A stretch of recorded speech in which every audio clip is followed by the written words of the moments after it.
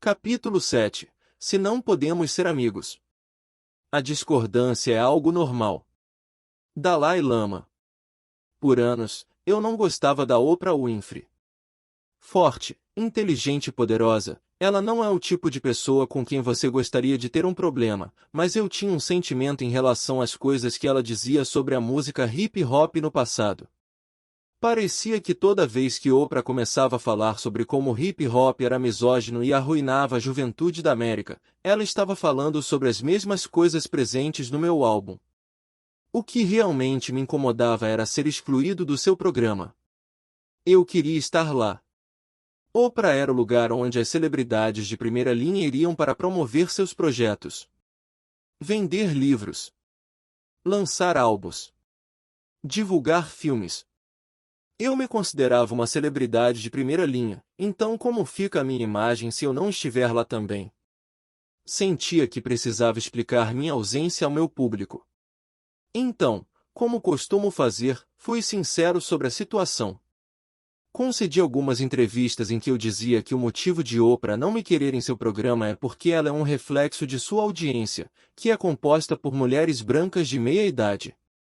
Essa audiência me considera assustador, então é compreensível que Oprah também não se interesse por mim. Também dei o nome de um dos meus cachorros em homenagem a ela, o que admito que foi um pouco demais. Depois de fazer esses comentários, não perdi muito tempo me preocupando com a reação que Oprah poderia ter. Ela já deixou claro que eu não iria participar de seu programa, então por que eu me importaria em deixá-la chateada? Ela tinha o seu negócio para tocar, e eu tinha o meu. Para constar, acho que ela deveria ter mantido seu programa de TV à tarde depois de começar a 1. Então, numa noite, eu estava em um evento beneficente em Nova York para a NYRP, uma organização sem fins lucrativos fundada por Bette Midler. É uma organização fantástica que patrocina muitos programas de renovação para parques e áreas negligenciadas de Nova York. Não era meu público habitual. Muitas pessoas mais velhas e brancas de terno, mas eu adoro a Bette e respeito a causa, então reservei uma mesa. Em certo momento da noite, esbarrei com Gayle King, melhor amiga da Oprah. Agora, a Gayle é autêntica, uma mulher muito sofisticada, segura e inteligente.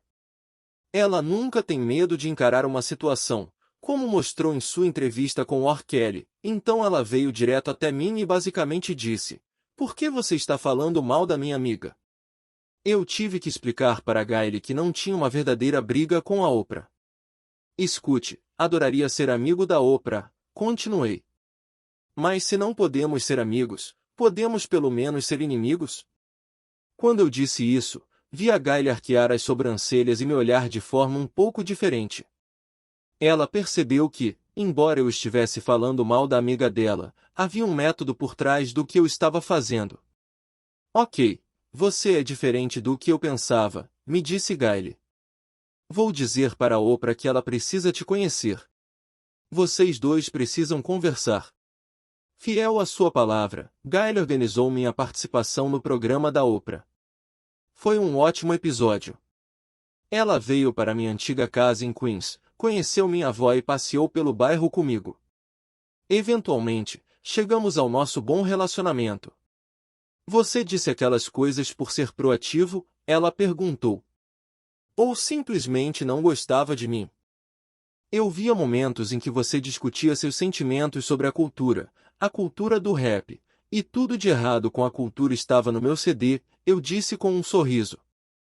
E eu pensava, ela não gosta de mim, ponto. Você está falando da palavra com a letra N? Perguntou Oprah. Misoginia. Todas essas coisas. Visões contra mulheres. Violência, sabe, apenas coisas assim, respondeu Oprah, sem recuar. Apenas essas pequenas coisas, disse eu, rindo. Naquele momento, eu estava pensando, ela não gosta de mim, porque há tantas impressões diferentes, e não estou dizendo que essas coisas estavam erradas, mas isso me fez dizer, se não posso ser amigo, pelo menos deixe-me ser inimigo, para que eu possa coexistir, eu disse. Antes de acrescentar, eu só uso isso como uma estratégia.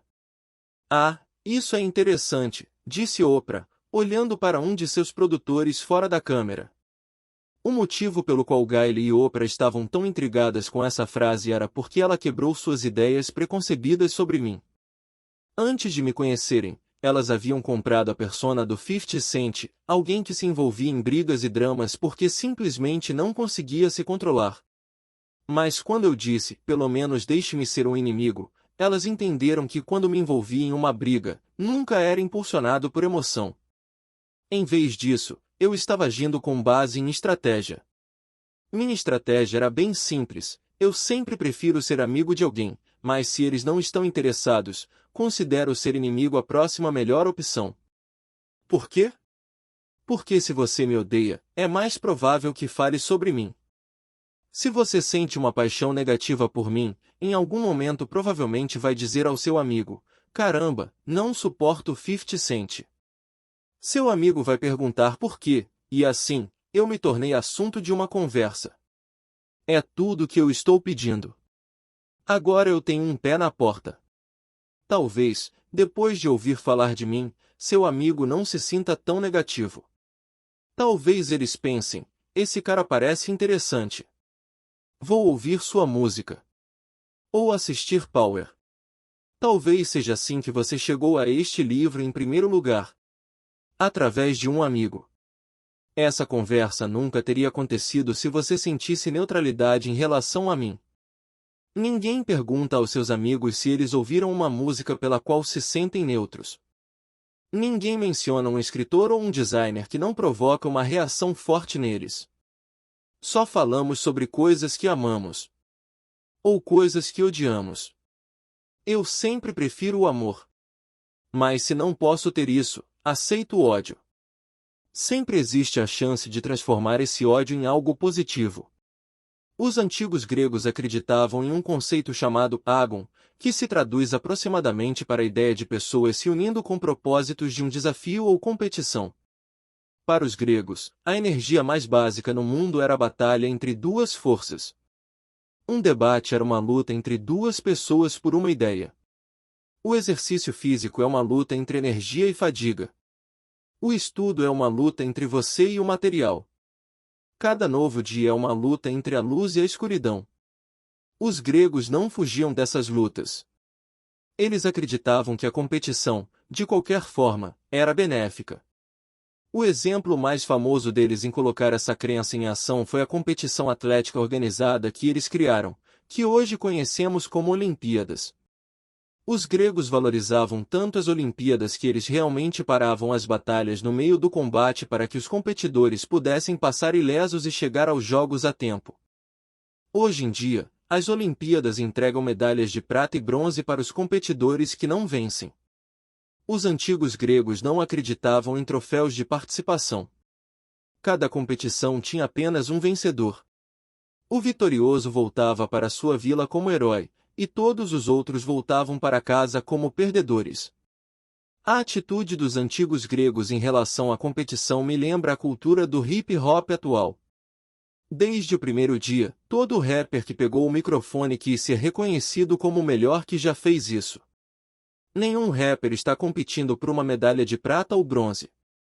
Cada um de nós entrou no jogo para levar o ouro para casa. Essa mentalidade nasceu nas raízes do hip-hop nas ruas. Essa dinâmica, para o bem ou para o mal, mantém a cultura jovem. A menos que você consiga segurar o trono, é fora com o velho e dentro com o novo. Devido à minha criação, estou extremamente confortável com o conceito de competição.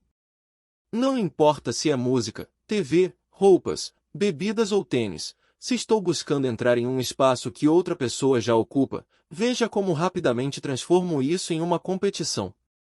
Algumas pessoas até fogem de desafios, mas eu sempre ando confiantemente em direção a elas. É uma sensibilidade que me rendeu uma reputação de valentão na mente de muitos. Raramente disputo o título, mas é uma simplificação excessiva. Eu não acordo de manhã procurando brigas com as pessoas. Não celebro conflitos.